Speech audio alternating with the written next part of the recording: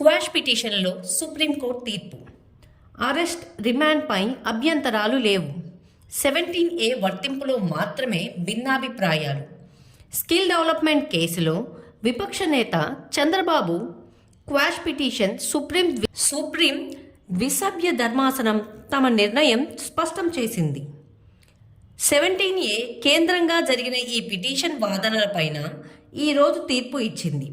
17A అంశంలో ఇద్దరు న్యాయమూర్తులు భిన్నాభిప్రాయాలు వ్యక్తం. అరెస్ట్, రిమాండ్ విషయంలో మాత్రం అభ్యంతరాలు వ్యక్తం చేయలేదు. దీని ద్వారా చంద్రబాబు కేసు, రిమాండ్ పైన కొంతకాలంగా రాజకీయంగా చేస్తున్న విమర్శలు సరికాదనే విషయం స్పష్టమవుతోంది.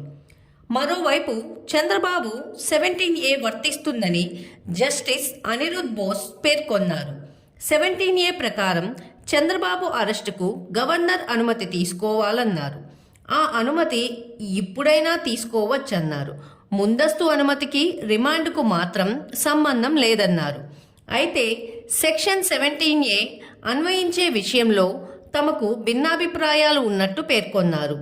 కానీ మరో న్యాయమూర్తి జస్టిస్ బేలా త్రివేది మాత్రం చంద్రబాబుకు సెక్షన్ 17A వర్తించదన్నారు. 2017లో జరిగిన రాజ్యాంగ సవరణ ఆధారంగా చంద్రబాబు అరెస్టు, రిమాండ్ను క్వాష్ చేయలేమంటూ పేర్కొన్నారు. పాత కేసులకు 17Aను వర్తింప చేయలేమన్నారు.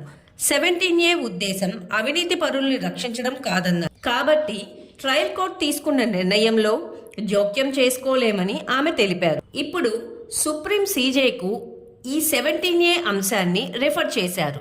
దీనిపై సుప్రీం రిజిస్టర్ CJకు నివేదిక ఇస్తారు. ఆ నివేదిక ఆధారంగా CJI ఈ అంశాన్ని 5 సభ్యుల ధర్మాసనంకు కేటాయిస్తారు. ఆ తరువాత ఈ కేసులో ధర్మాసనం వాదనలు వినటంతో పాటుగా ఈ కేసులో ఇప్పటి వరకు కోర్టు ముందు వచ్చిన నివేదికలు, అంశాలు, ఏపీ హైకోర్టు, సుప్రీంలో 2 సభ్యుల ధర్మాసనం అభిప్రాయాలను పరిగణలోకి తీసుకుంటారు. ఆ తరువాత ఈ కేసుల్లో తుది తీర్పు ఇవ్వనుంది.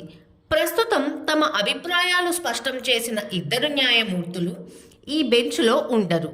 న్యాయ నిపుణులు చెబుతున్న అంశాలను పరిగణలోకి తీసుకుంటే ఈ కేసు ఏపీ ఎన్నికలకు ముందు తుది తీర్పు వచ్చే అవకాశం లేదని తెలుస్తోంది. ఇక చంద్రబాబు పైన ఇసుక, ఇన్నర్ రింగ్ రోడ్, మద్యం కేసుల్లో హైకోర్టు ముందస్తు బెయిల్ ఇచ్చింది.